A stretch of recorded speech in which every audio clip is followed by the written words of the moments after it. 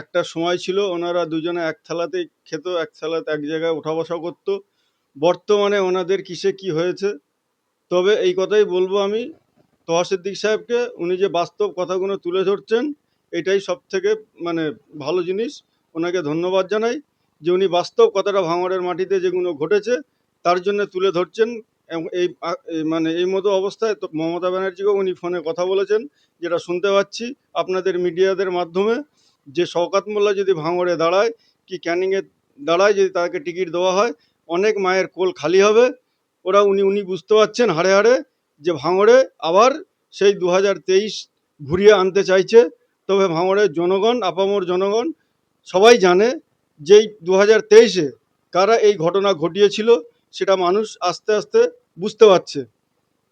বর্তমানে আপনারা জানেন 2021-এ যখন ভাঙড়ে বিধানসভা নির্বাচন হয় তখন কিন্তু কারো কোল খালি হয়নি, তখন কিন্তু মারামারি হয়নি, হানাহানি হয়নি, কাটাকাটি হয়নি।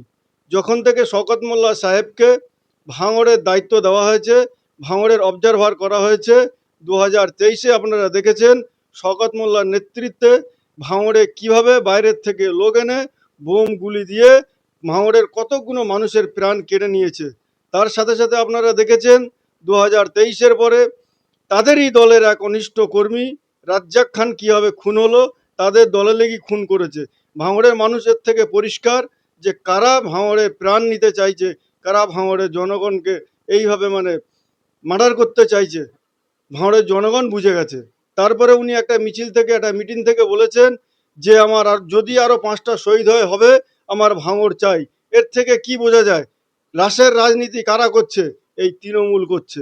আমি বলবো ভাঙড়ের মানুষকে, পশ্চিমবাংলার মানুষকে, এই সব মানুষের থেকে আপনারা সতর্ক থাকুন, আপনারা গর্জে উঠুন, আপনারা প্রতিবাদ করুন। প্রতিবাদ যদি না করেন আপনারা কিন্তু বাইরে বেরোতে পারবেন না।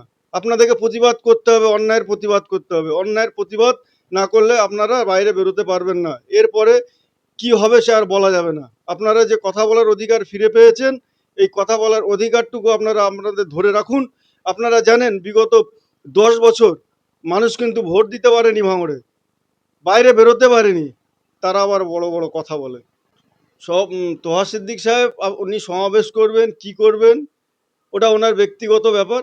তবে এইটুকুই বলবো যে তোহা সিদ্দিক সাহেব আগেও বলেছি এখনও বলছি, উনি যে সত্যি কথাটা এখন বলছেন যে দুধ দিয়ে কালসাপ পোষার মতন অবস্থা। একটা কথা, তৃণমূলে যে থাকবে সে দুধ দিয়ে ধোয়া, আর তৃণমূলে বাইরে যখন বেরিয়ে যাবে সে তখন ওদের দুশ্মন হয়ে যাবে। এটাই হলো ওনাদের ব্যাপার। যতক্ষণ ওনাদের কাছে থাকবে ততক্ষণ খুব ভালো।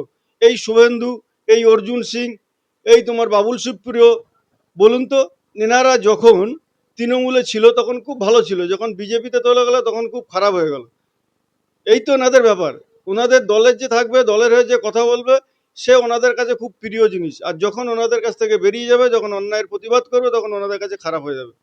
সেটা আমি বলতে পারবো না। ওনাদের বন্ধুর থেকে কিভাবে এরা শত্রুতা হলো সেটা ওনারাই ভালো বলতে পারবেন। ওনাদের কি ব্যাপার আছে এটা ওনাদের অভ্যন্তরীণ ব্যাপার, এটা ওনারাই বলতে পারবেন। এটা ওনাদেরকেই প্রশ্ন করুন কেন বন্ধুত্ব থেকে দুশ্মনীটা হলো। সেটা উনিই ভালো বলতে পারবেন। কি চমক দেখাবেন কি দেখাবেন না ওটা নিয়ে আমাদের মাথা ঘামাবার কিছু নেই। তবে একটা কথা বলবো, এই কদিন আগে শওকত মোল্লা সাহেব বলেছিলেন, শুনলাম আমি আপনাদের মিডিয়ার মাধ্যমে, যে আইএসএফ নাকি বিজেপির দালাল। আইএসএফ কি 2018-তে ছিল? 2019-এ ছিল? 2019-এর লোকসভায় যেখানে বিজেপি 18টা সিট পেল, আর 2024-এ এসে তাদের লোকসভা সিটটা কোথায় গিয়ে দাঁড়ালো? শওকত মোল্লা সাহেবকে একটু ক্যালকুলেশন করতে বলুন। উনি মনে হচ্ছেন গণিতে একটু মানে কমজোর আছেন। হ্যাঁ, উনি মানে অঙ্কটা জানেন না। যদি আইএসএফের জন্যে যদি বিজেপি যদি বাড়বাড়ান্ত হতো, তাহলে 2024 সালে বিজেপির লোকসভা সিটটা কেন কমলো ওনাকে একটু জিজ্ঞাসা করবেন। আর বিজেপিকে যারা বলছে সাপোর্ট করছে, কি বিজেপির দালালি করছে, বিজেপির দালাল কারা? আমি আবারও মনে করিয়ে দিচ্ছি, 2006 সালে যখন বিজেপির সাথে যখন জোট করলো, যখন হেরে গেল, আবার পরবর্তীকালে 2011 সালে কংগ্রেসের সাথে জোট করে ওনারা কিন্তু ক্ষমতায় এসছেন। সেই কংগ্রেসকে কিন্তু ওনারা লাথি মেরে তাড়িয়ে দিয়েছেন। ওনারা আবার বড় বড় কথা বলেন যে আমরা জনগণের দরদি। আর একটা জিনিস আমি লক্ষ্য করে দেখলাম, উনি যখন কলকাতায় যাচ্ছিলেন রাইটার্সের দিকে, কি ওনার বিধানসভা ছিল, উনি কনভয় নিয়ে যাচ্ছিলেন, ওনার কনভয়ে একজনের প্রাণ চলে গেল। কিন্তু উনি বলেন আমি জনপ্রতিনিধি, জনদরদি বলে উনি যে মানে দাবি করেন, আমার মনে হয় এটা উনি ভুল ভুল কথা বলেন। যে যদি বলেন কেন, আপনারা দেখেছেন সেই ছেলেটার বাড়িতে কিন্তু উনি খোঁজ খবর নিতে গেলেন না। সেই পরিবারের বাড়িতে আর কেউ উপার্জনের নেই, তার জন্য কিন্তু উনি চাকরির দাবি করলেন না। ভাঙড়ে যখন একটা কোনো ওনাদের রাজনীতি দ্বারা, ওনাদের রাজনীতির লোক যখন মারা গেল, তাকে নিয়ে খুব রাজনীতি করলো। আমি এটাকে নিয়ে রাজনীতি করতে চাই না, সে দুর্ঘটনা রাস্তায় ঘটতেই পারে, কিন্তু তার জন্য উনি কি করলেন? উনি তো একটা জনপ্রতিনিধি, উনি একটা বিধায়ক। সেই জায়গাতে নিয়ে ওনার ভূমিকা কি হওয়া দরকার ছিল, এটা ওনাকে প্রশ্ন করে একবার জিজ্ঞাসা করুন যে তার পরিবারটা কিভাবে চলবে।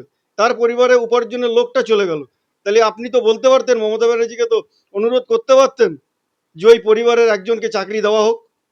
উনি কথা বলেছেন? উনি বলেননি। উনি খালি রাজনীতি করবেন নিজের স্বার্থ সিদ্ধি করার জন্য, কিন্তু জনগণের জন্য না। আমি সেই সব মৌলবি সাহেবদেরকে বলবো, সেই সব আলেমদেরকে বলবো, আপনারা যখন এইরকম কথা বলেছেন তখন আপনারা গর্জে উঠেছিলেন, আপনারা খুব বড় বড় ফতোয়া দিচ্ছিলেন। আজকে এই সময় দাঁড়িয়ে যখন একটা প্রধান, সে আবার, আমি আবার শুনলাম আপনাদের মিডিয়াদের মাধ্যমে সে নাকি একটা হাজি সাহেব, সে হাজি সাহেব হওয়ার পরে সে কিভাবে বলে যে শওকত মোল্লা গরিবের আল্লাহ। শওকত মোল্লা এই জিনিসটাকে কন্ডেম কেন করলো না? উনি কি তাহলে শুনে খুশি হয়েছেন যে কথাটা বলার জন্য? উনি কি তাহলে মানে আল্লাহ বলে যাকে দাবি করেছিল সে ছিল নমরুদ, সে ছিল ফ্রাউন, উনি কি সেই দলে যুক্ত? উনি তো কন্ডেম করতে পারতেন এটা, উনি কেন কন্ডেম করলেন না? আর যিনি বলেছেন তিনি ভুল করে হয়তো বলে ফেলেছেন আমার মনে হয়, আবেগের বশে, কিন্তু উনি কি ক্ষমা চেয়েছেন জনসক্ষমে এসে, না এটা আমার বলা ভুল হয়েছে?